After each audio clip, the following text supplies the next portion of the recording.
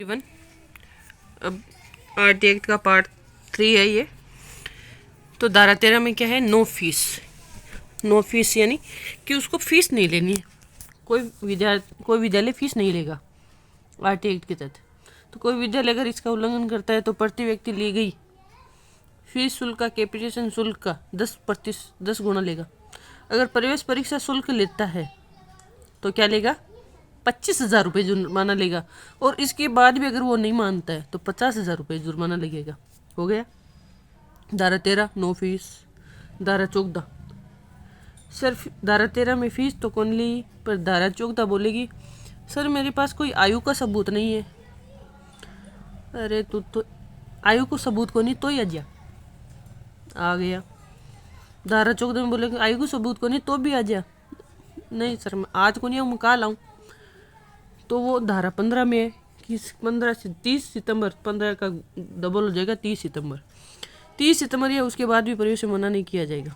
तो धारा 15 आपको ट्रिक से याद हो गई। धारा 13 में नो फीस, सर मेरे पास फीस नहीं है। धारा 14 में सर मेरे पास आयु का सबूत भी नहीं है। अरे तू तो यहीं आ जा। धारा 15 सर मैं तो आज को नहीं आऊँ, मैं तो कल आऊँ। आज जा तू तो बस कल ही आ जा, 13 सितंबर के बाद भी आ जा, तो ही प्रवेश से अपन मना नहीं कर सकते। फिर धारा 16 सर मन फेल नहीं करला, फेल नहीं कर सकते। सर मन मारोला भी कोनी। धारा 17 खतरा है, शारीरिक व मानसिक उत्पीड़न का निषेध है। धारा 17 भी। धारा 16 में क्या हो गई, सर मन फेल नहीं करला। धारा 17 में कहीं है सर मारोला भी नहीं, ठीक है कौन मारा आजा। धारा 18 धारा क्या में 18 में है विद्यालयों की मान्यता प्राप्ति के संदर्भ में। अगर बिना मान्यता के कोई विद्यालय संचालित होता है तो 1 लाख रुपए जुर्माना तथा प्रतिदिन के हिसाब से 10,000 रुपये जुर्माना लगेगा।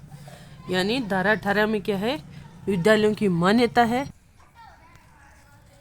धारा 18 में क्या है, बिना मान्यता के कोई विद्यालय संचालित नहीं होगा। विद्यालय की मान्यता के संदर्भ में अगर बिना मान्यता का अगर कोई विद्यालय चलता है तो कितने रुपए लगेंगे, 1 लाख रुपये जुर्माना।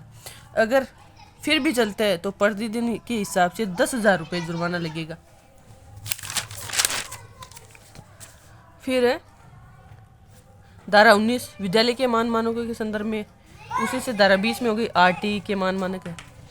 तो क्या हो गया, धारा 19 में विद्यालय के मानक है और धारा 20 में क्या है, आरटी एक्ट के मानक है।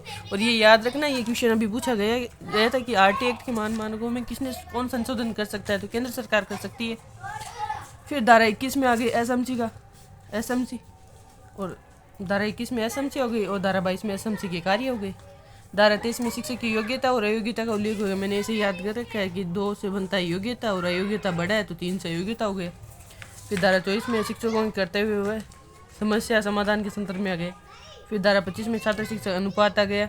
धारा 26 तो 2 6 8 8 10%। तो धारा 26 में आ गया 10% शिक्षक के पद खाली नहीं रह सकते। धारा 27 में आ गया शिक्षकों को गैर शैक्षणिक कार्यों में नहीं लगाया जा सकता, केवल इन्हें 3 ही कार्यों में लगाया जा सकता है। केवल 10 वर्ष पर होने वाली जनगणना, आपदा प्रबंधन तथा चुनाव में 3 में लगा सकता है। पल्स पोलियो में क्या लगा सकते हैं, पल्स पोलियो में आजकल नहीं लगाया जाता है। पल्स पोलियो में असहयोगिनियों को लगाया जाता है, टीचर को बंद कर दिया है। पल्स पोलियो में याद रखना ऑप्शन आ जाएगी पल्स पोलियो में क्या लगाया जा सकता है, क्या नहीं लगाया जा सकता। फिर धारा 28 प्राइवेट ट्यूशन नहीं दे सकतेंगे। फिर धारा 29 में पाठ्यक्रम व मूल्यांकन प्रक्रिया।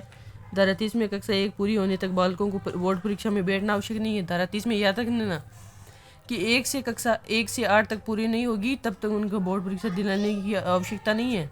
फिर धारा 31 में बालक के शिक्षा के अधिकार है। धारा 32 में बालक द्वारा प्राप्त शिकायतों का निवारण। तो ये याद रखना, ये कितने महीने में निवारण होना चाहिए, तो 3 महीने में निवारण हो जाना चाहिए बालकों की शिकायत का। अगर बालक कोई शिकायत करता है तो उसका निवारण 3 महीने में हो जाना चाहिए। ये क्वेश्चन नहीं पूछा गया तो ध्यान रखना, माइनर मिस्टेक के क्वेश्चन नहीं आ रहे हैं अभी।